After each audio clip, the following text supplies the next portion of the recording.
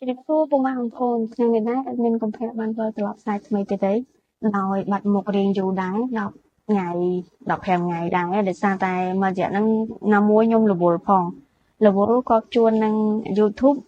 ក៏បានពមៀន account ខ្ញុំពីមួយទៅមួយថាខ្ញុំអឺ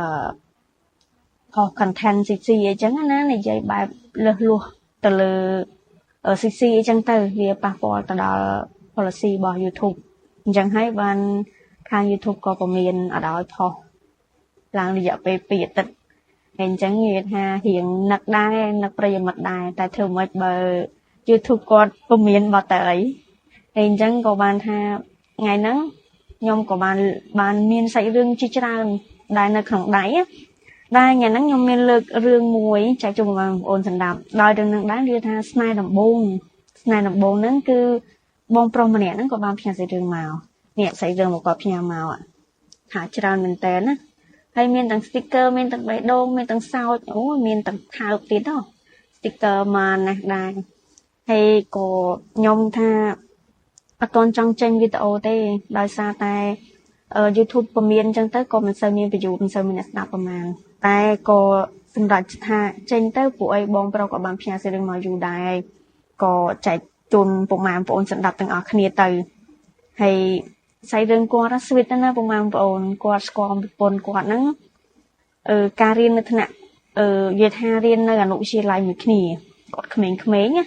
គាត់ក្មេងៗហើយគាត់ក៏បានថាស្គាល់គ្នានៅពេលនៅរៀនហ្នឹងនៅភូមិតែមួយអញ្ចឹងណាជិះកង់ជិះអីទៅរៀនមួយគ្នាតែពេលដែលជិះកង់ទៅរៀនហ្នឹងក៏គាត់បានតាក់ទងគ្នានិយាយថាក្មេងៗអញ្ចឹងណាស្នេហាក្មេងៗគាត់ថាគាត់មិនដល់នឹងថ្ងៃនេះទេតែធ្វើម៉េចបើវាសនាគាត់តម្រូវឲ្យគាត់បានថ្ងៃនេះក៏គាត់មានកូន2នាក់ដែរសប្តាហ៍ថ្ងៃហ្នឹងគាត់មានកូន2នាក់ហើយគាត់ក៏នៅតែស្រឡាញ់គ្នារហូតនឹងឯងហើយអញ្ចឹងធ្វើឲ្យគាត់នឹងចង់ចែករំលែករឿងខ្លះទៅអ្នកស្ដាប់ឲ្យអ្នកស្ដាប់នឹងមានអារម្មណ៍ថាអ្នកខ្លះអីមិនទាន់មានប្រពន្ធទេក៏ចង់បានប្រពន្ធអ្នកខ្លះទៀតមិនទាន់មានប្តីទេក៏ចង់បានប្តីដូចជារូបគាត់ដែរអញ្ចឹងធ្វើឲ្យនិយាយថាចេះនិយាយឲ្យគេចំណែនអញ្ចឹងណាហ្នឹងហើយក៏ខ្ញុំគាត់ថាជ្រុលជាគាត់ផ្ញើសាច់រឿងមកច្រើនថ្ងៃដែរអញ្ចឹងមានតែនិយាយគាត់អញ្ចឹងមុននឹងចូលទៅក្នុងសាច់រឿងសូមបងប្អូនជួយ Subscribe Channel ខ្ញុំម្នាក់មួយផងកុំភ្លេចដាក់រូបកណ្ដឹងនៅទូបានវីដេអូថ្មីទៀតហើយចំពោះខាងលើនោះគឺ QR code ខាងខ្ញុំបើសិនជាបងប្អូនពេញចិត្តអាចតម្លាក់អាចបាញ់លុយមកបានតាមរយៈ QR ខាងលើហ្នឹងអាចនឹងថាធ្វើកាហ្វេអីមួយកែវអីបានអ្នកថាអីអញ្ចឹងយើងចូលទៅក្នុងសាច់រឿងទាំងអស់គ្នាបងប្រុសគាត់បានផ្ញើសាច់រឿងមកហ្នឹងគឺមានឈ្មោះថាបងមិញហើយចំពោះប្រពន្ធរបស់គាត់ឈ្មោះបងលំអបងមិញហើយនិងបងលំអតែខ្ញុំអាចទាំងថាពិបាកហៅអញ្ចឹងខ្ញុំសុំឈ្មោះដាក់ឈ្មោះផ្សេងណាខ្ញុំដាក់ឈ្មោះបងប្រុសឈ្មោះថាបងអីស្រួលថាបងតុលាចាស់ហើយបងស្រីខ្ញុំសុំដាក់ឈ្មោះបងមុំហ្នឹងហើយស្នេហាពួកគាត់យ៉ាងស្អិតល្មួតមែនតែនហើយពួកគាត់នឹងស្រឡាញ់គ្នានិយាយទៅបើគិតពីអាយុគាត់លើកឡើងកាលពីអាយុគាត់តាក់ទងគ្នាហ្នឹងគាត់អាយុ21ឆ្នាំហើយ21ឆ្នាំហ្នឹងគាត់និយាយថាមិននេះសំទោសគាត់តាក់ទងគ្នាហ្នឹងអាយុមិនអាយុតាក់ទងក្នុងឆ្នាំ2021ហើយប្រពន្ធរបស់គាត់ហ្នឹងនៅក្នុងភូមិតែមួយហើយពួកគាត់ក៏បានរៀនសាលាជាមួយនឹងគ្នានៅថ្នាក់ទី10ហើយដោយសារតែស្រីមុំហ្នឹងគាត់ទៅរៀននៅឯខេត្តបដូរសាលាទៅរៀននៅខេត្តអញ្ចឹងបងស្រីមុំហ្នឹងគាត់បានជួលបន្ទប់គេងបណ្ដោះអាសន្នដែលទៅរៀនហ្នឹង2នាក់3នាក់មិត្តភក្តិគាត់ស្រីហ្នឹងនៅខេត្តហ្នឹងនៅចិត្តសាលាហ្នឹងឲ្យងាយស្រួលថាបើសិនជាមកផ្ទះវិញវាឆ្ងាយហើយពេលខ្លះរៀនគួរយកប្រឡុកទៀតអាចនឹងថាយកអញ្ចឹងទៅហើយក៏បងតុលា គាត់ក៏រៀននៅក្នុងភូមិនៅសាលាដដាលហ្នឹងដែលគាត់ធ្លាប់រៀនជាមួយនឹងគ្នាហ្នឹងណាក៏បានថាក៏ប៉ុន្តែស្នេហាពួកគាត់ស្គាល់គ្នានៅក្នុងភូមិជាមួយនឹងគ្នាហ្នឹងអាចនិយាយថាមិត្តភ័ក្តិច្អន់ផងមិត្តភ័ក្តិថាអូតុលាស្រឡាញ់ស៊ីមុំហើយអីចេះមួយចុះពីរចឹងទៅបានបណ្ដាលឲ្យពួកគាត់ហ្នឹង add Facebook មួយគ្នានៅពេលដែល add Facebook មួយគ្នាគេថាឆាតមួយគ្នាទៅវិញទៅមកទៅវិញទៅមកអញ្ចឹងទៅធ្វើឲ្យពួកគាត់ហ្នឹងកាន់តែស៊ីជម្រៅលើគ្នានៅពេលដែលបងស៊ីមុំហ្នឹងបានផ្លាស់ប្ដូរទៅរៀននៅឯខេត្តធ្វើឲ្យបងតុលាហ្នឹងនឹកខ្លាំងមែនតែនតែអាចិត្តដែលនឹកហ្នឹងចិត្តដែលនឹកហ្នឹងมันអាចថាទៅគ្របដណ្ដប់ទៅលើបងស្រីមុំអាចថាមិនឲ្យគាត់ទៅរៀនបន្តនៅខេត្តបានទេអញ្ចឹងគាត់ក៏បដ ாய் ឲ្យទៅរៀននៅឯខេត្តទៅបន្ទាប់ពីនឹងទៅទៀតពួកគាត់បានឆាតមួយគ្នាក្នុង Facebook ឆាតចុះឆាតឡើងឆាតចុះឆាតឡើងអញ្ចឹងទៅក៏បានថាគាត់ឆាតមួយគ្នានិយាយថាតរំបានគាត់ជួបគ្នារៀងយូរដែររៀងយូរតទៅពេលវ៉ាកងបងស៊ីមុំហ្នឹងមកលេងផ្ទះអញ្ចឹងទៅក៏បានឆាតប្រាប់ថាមកលេងផ្ទះអញ្ចឹងអាចនឹងថាយើងណាត់គ្នាទៅញ៉ាំអីប្រហិតនៅអង្គានសាលាដែលយើងធ្លាប់រៀនជាមួយគ្នាទៅស្រួលនឹងថានៅចិត្តនឹងស្រាប់ស្គាល់កន្លែងលក់អីចឹងណាហ្នឹងឯងមិនចង់ឲ្យថាទៅណាឆ្ងាយផងព្រោះអីមកលេងជាមួយអ្នកផ្ទះមិនសូវមានពេលយូរក៏ពួកគាត់នឹងបានពេលមកដល់ផ្ទះហ្នឹងក៏បាននិយាយគ្នាសារសងគ្នាទៅវិញទៅមកចឹងទៅបន្ទាប់មកទៀតបងស៊ីមុំហ្នឹងគាត់ក៏បានឡើងទៅខេត្តវិញគាត់អាចនឹងថាគាត់ពេលហ្នឹងគាត់ប្រឡងរួចគ្រូឲ្យគាត់ឈប់តែរយៈពេល 2-3 ថ្ងៃទេអញ្ចឹង 2-3 ថ្ងៃហ្នឹងមកលេងឪពុកម្ដាយនៅឯតាមភូមិឯនេះលុះដល់ថ្ងៃគាត់ឡើងទៅខេត្តវិញក៏បានប្រាប់ទៅបងតុលាហ្នឹងថាគាត់ឡើងទៅខេត្តវិញហើយអញ្ចឹងហើយក៏គាត់អាចនឹងថាមិនសូវជាមានពេលឆាតតបដូចជាមុនទេណាមួយគាត់ទៅប្រឡងហើយនៅពេលទៅប្រឡងហើយអាចនឹងថាមុខវិជ្ជាផ្សេងទៀតនឹងប្រឡងបន្តគ្នាទៅទៀតចឹងណាបន្ទាប់ពីដែលគាត់បានបាយគ្នាមួយរយៈហ្នឹងដោយសារតែបងស៊ីមុំហ្នឹងទូរស័ព្ទគាត់ខូចដល់ពេលទូរស័ព្ទគាត់ខូចគាត់អត់មានអីតំណងមកបងតុលាឯងពេលហ្នឹងអត់មានបានតំណងអីសោះហើយបងតុលាក៏បានតាក់ទងទៅខាងបងស៊ីមុំអត់ចូលទេអត់ចូលអញ្ចឹងហើយគេថាក៏ប្រហែលជាពាក់កណ្ដាលឆ្នាំដល់15ខែណោះ5ខែហ្នឹងគឺបងស៊ីមុំក៏អត់បានមកផ្ទះដែរបងតុលាក៏អត់បានឡើងទៅខេត្តទៅចាំនៅសាលាសួររកឲ្យដែរដោយសារតែបងតុលាគាត់ថានៅពេលដែលគាត់រៀនទី10ហ្នឹងគឺគាត់បានជួយធ្វើការអ្នកផ្ទះរបស់គាត់ដាំដំណាំអីចឹងណាក៏បានជួយធ្វើការធ្វើងារដែរអញ្ចឹងហើយគាត់អាចដកឃ្លាតាណាតណុយបានទៀតទេហើយក៏ពេលមួយហ្នឹងនៅសុកហ្នឹងស្រាប់តែមាន account ប្លែកឆាតមកបងតុលាហើយក៏បងតុលាក៏ឆ្ងល់ថាណាគេឆាតមកអត់ដែលស្គាល់អីចឹងណាដល់ពេលហើយចូលមើល profile គឺសង្សាររបស់គាត់នៅពេលដែលគាត់ដឹងឃើញ account សង្សាររបស់គាត់ឆាតមកចឹងណាគូគាត់មានអារម្មណ៍ថាគាត់ហោះសឹងតែថាហោះចេញពីកៅអីពេលហ្នឹងគាត់កំពុងរៀននោះគាត់ថាសឹងហោះចេញពីតុរៀនហ្មងគាត់ថាអពេកណាពេលដែលសង្សារគាត់ឆាតមកទាំងដែលបាត់រយៈពេល 5-6 ខែណាគាត់ក៏មិននឹកស្មានដែរគាត់នឹកស្មានថាគេផ្សេងនៃឆាតមកគាត់តែការដែលគាត់បាត់តំណឹងសង្សាររបស់គាត់ហ្នឹងគឺគាត់បារម្ភដែរគាត់បារម្ភគិតដែរគាត់ខ្លាចគិតថាប្រហែលជាអ្នកផ្ទះមិនពេញចិត្តនឹងគាត់គ្រួសារគាត់មិនសូវជាមានហើយមួយវិញទៀតអាចនឹងថាគាត់នៅសាលាក្នុងភូមិអីចឹងណាមិនសូវជាមានភាពហឺហាប្រហែលអញ្ចឹងហើយគាត់គិតបែបហ្នឹងណានេះគ្រាន់គិតខ្លួនគាត់ទេហើយពេលហ្នឹងក៏គាត់ថា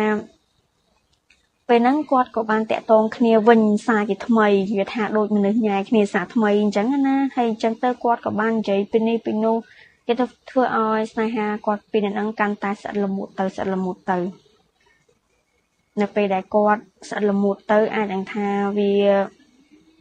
ចង់ជួបកាន់តែខ្លាំងទៅពេលហ្នឹងក៏បងតុលាហ្នឹងសុំបងស៊ីមុំហ្នឹងទៅបន្ទប់ហើយពេលហ្នឹងក៏ជួនទៀតគឺបន្ទប់ជួលរបស់បងស៊ីមុំហ្នឹងមិត្តភ័ក្តិក៏គាត់ទៅខេត្តអស់ពីរនាក់អញ្ចឹងគាត់នៅតែឯងហើយនៅពេលដែលគាត់នៅតែឯងអាចនឹងថាមានការភ័យខ្លាចខ្លះដែរពេលហ្នឹងក៏បងស៊ីមុំបដ ாய் ឲ្យបងតុលាទៅលេងអញ្ចឹងណាហើយពេលទៅលេងដែរក៏មានការឌុបគ្នាដើរលេងអញ្ចឹងទៅធ្វើឲ្យពួកគាត់ហ្នឹងបង្កើតអនុស្សាវរីយ៍ផ្អែមល្ហែមជាមួយនឹងគ្នាក៏បាននិយាយពីរឿងក្នុងចិត្តរយៈពេល5ខែហ្នឹងគាត់តណាតណៃខ្លះមិនដែររៀនសូត្រមិនដែរការញ៉ាំចុកទៅនៅឆ្ងាយផ្ទះវាអាចនឹងថាធ្វើឲ្យគាត់ហ្នឹងនឹកផ្ទះខ្លះដែរបងស៊ីមុំក៏ថាអញ្ចឹងណាក៏ថានឹកផ្ទះខ្លះដែរហើយមួយវិញទៀតក៏នឹកសង្សារដែរបែកសង្សារឡើង5 6ខែអីអ្នកណាមិននឹកអញ្ចឹងណាហើយបងតាឡាថាចេះគាត់ច្អន់ណាគាត់ថាស្មានតែមានអ្នកផ្សេងបាត់ហើយពួកអីបាត់ឈឹងចេញពីក្នុង Facebook អញ្ចឹងទៅហើយទេក៏មិនចូលអីក៏មិនចូលអញ្ចឹងណាហើយពេលហ្នឹងគាត់ថាទូរស័ព្ទគាត់ខូចអញ្ចឹងហើយក៏អ្នកផ្ទះក៏អត់ទាន់ទិញថ្មីឲ្យនៅពេលដែលអត់ទាន់ទិញថ្មីឲ្យអញ្ចឹងមានតែអត់ប្រើសិនវាមិនសូវចាំបាច់ផងពួកអីទៅរៀនគួរនៅសាលារដ្ឋក៏មានហើយមកវិញមិត្តភ័ក្តិអីក៏នៅអញ្ចឹងណាតែពេលមួយហ្នឹងគាត់ក៏បានថាបងស៊ីមុំគាត់ថាបានយកលេខមិត្តភ័ក្តិដែរតាក់ទងទៅបងតុលាដែរតែបងតុលាអត់លើកពេលហ្នឹងម្ដងជា2ដងហើយមួយវិញទៀតម្ដង2ដងហ្នឹងគឺតែលើកទី3ហ្នឹងគឺទូរស័ព្ទអត់មានសេវាគឺតាក់ទងលេងចូលហើយពេលហ្នឹងក៏ពួកគាត់នឹងនិយាយពីនេះពីនោះអញ្ចឹងណានិយាយពីការរៀនសូត្រផងដែរហើយក៏បងតឡាថារៀនសូត្រក៏មិនអីដែរខាងគាត់ឯណោះគ្រាន់ថា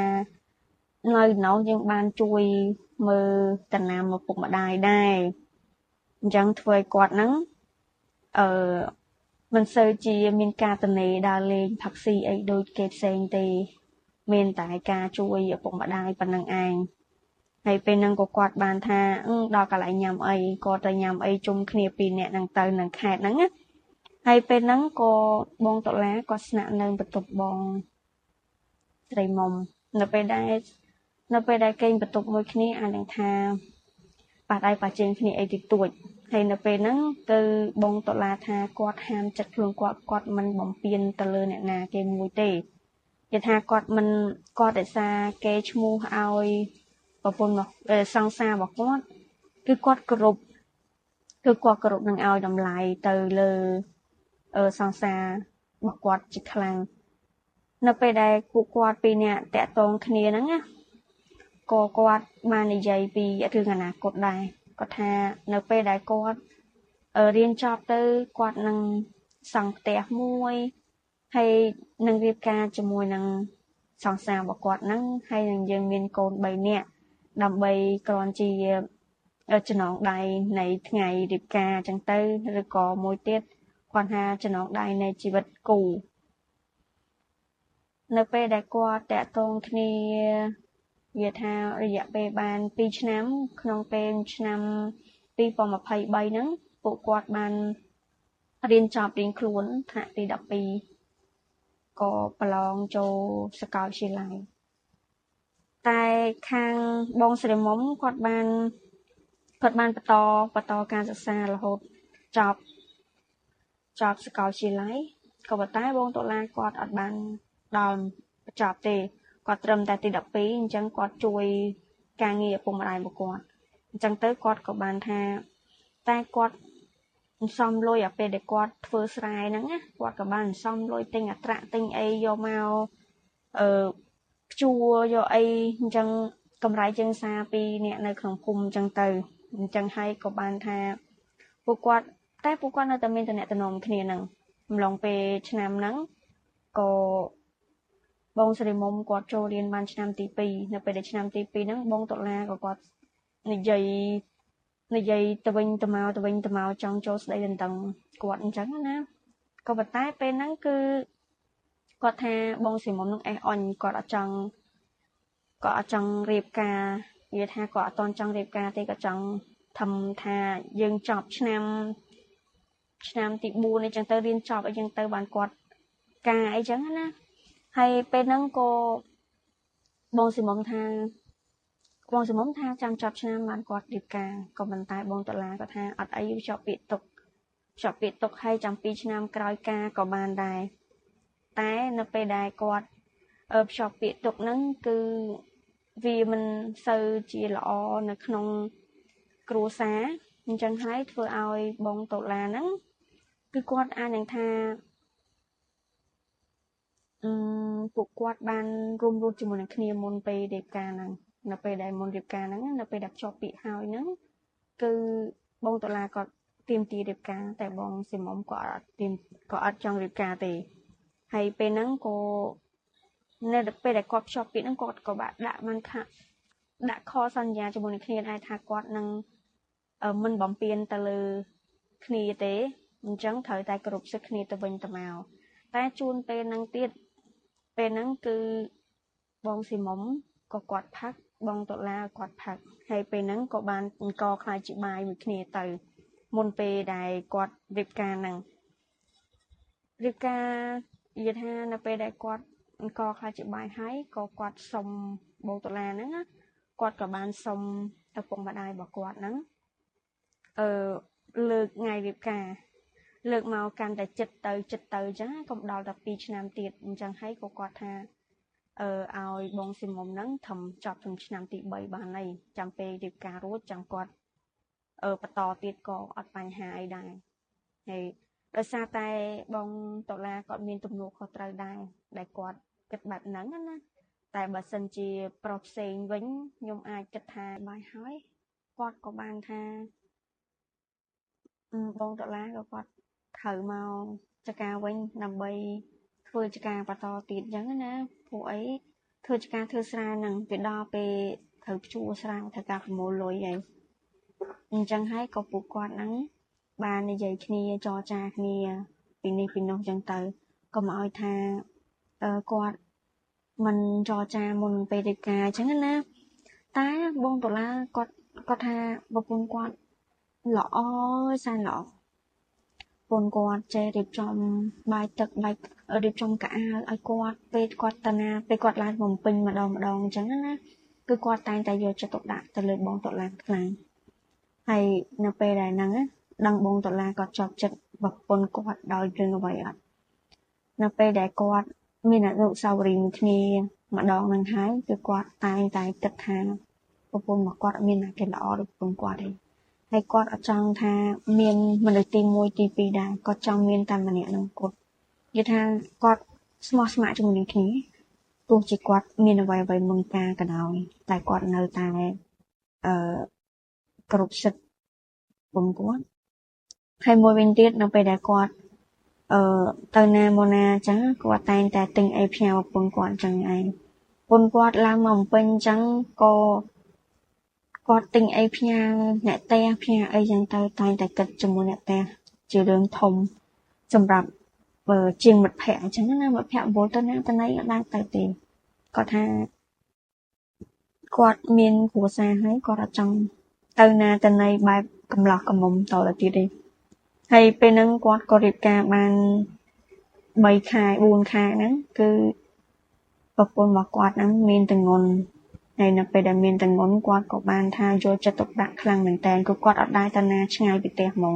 នៅពេលដែលគាត់ដឹងថាប្រពន្ធគាត់មានទម្ងន់ហ្នឹងហើយគាត់ថារឿងរ៉ាវនៅពីក្រោយខ្នងមុនគាត់ពេលគាត់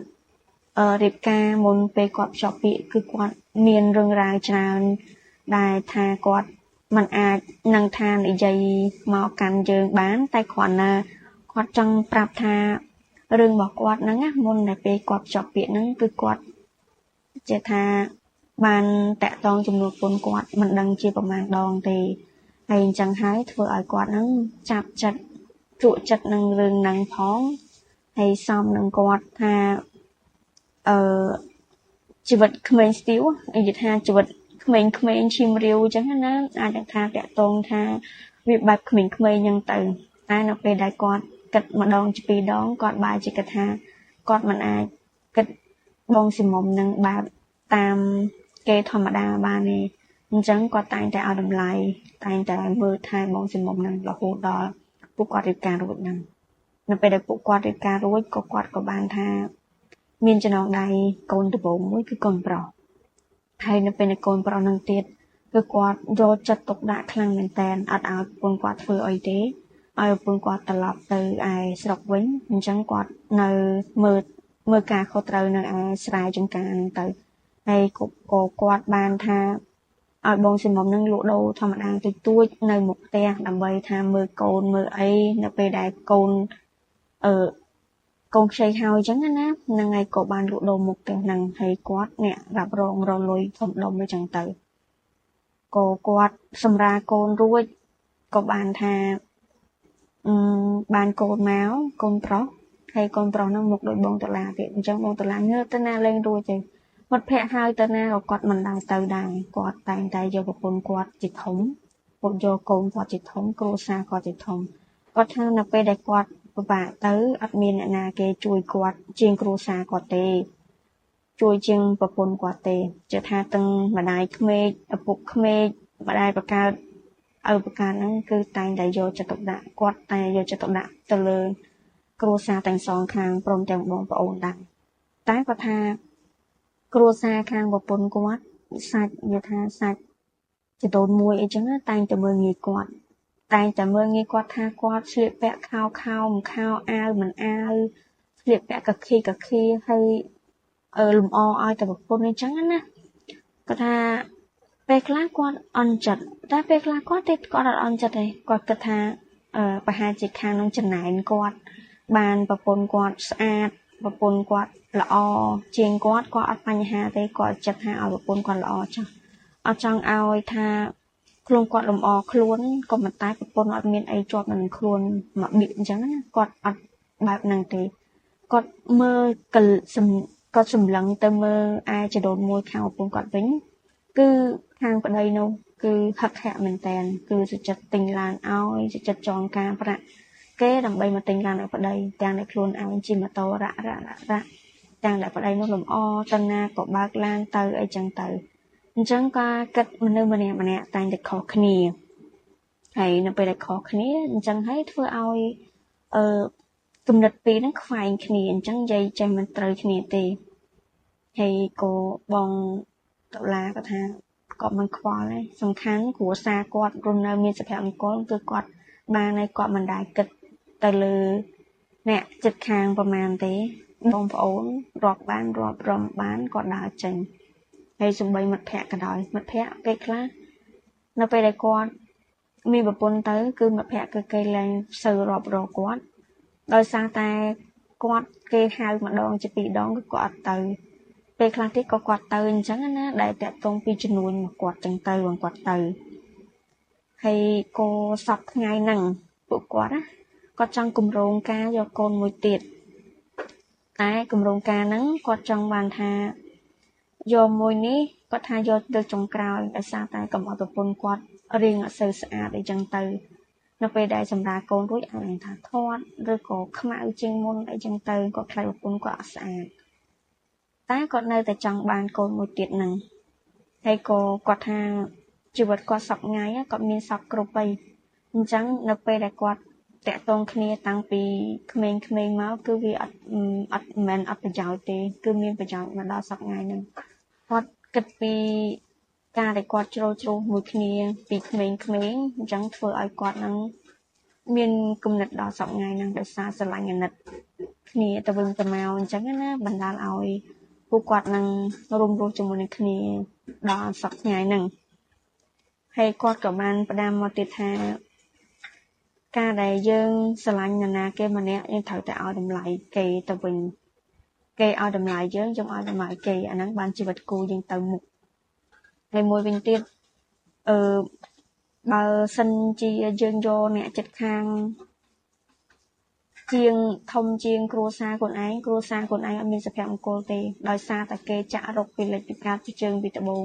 អញ្ចឹងហើយធ្វើឲ្យគ្រួសារពីរហ្នឹងបែកបាក់គ្នាហើយនៅពេលដែលបែកបាក់ដឹងស្រាប់ហើយនៅសង្គមយើងបច្ចុប្បន្នបកាយទាំងអីអ្នកចិត្តខាងអូទៅដូចខ្ញុំអញ្ចឹងទៅពេញទៅពីពេញមិនទាន់អស់គូអង្គុយផងគ្រាន់ឃើញយើងសួរយើងចេះសួរយើងចោះប្រាក់ខែប្រហែលហើយកាលណាយកប្តីអីពីឯងដូចធំជាងមេភូមិទៀតមេភូមិតើយើងមានការបានគាត់បាច់ឆ្លើយមកយើងអញ្ចឹងសួរនាំយើងទៅតែនោះគ្មានទេជាងម្នាស់ទៀតផ្នែកអញ្ចឹងគាត់ថាគេយកញីទៅដល់ផ្ទះយកអញ្ចឹងពួកគាត់ចូលផ្ទះអស់ហើយស្ងាត់ជ្រាបអញ្ចឹងទៅហើយនៅពេលដែលយើងព្រលឹមឡើងអីជិះមកទិញកាហ្វេទិញអីនៅមុខផ្ទះយើងហ្នឹងណាជួបយើងសួរត្មងថាអើយលោកអើយអត់ឲ្យយើងមានក្តីសុខអីទេទៅលេងម៉ែសោះថាឯងសុំលុយម៉ែ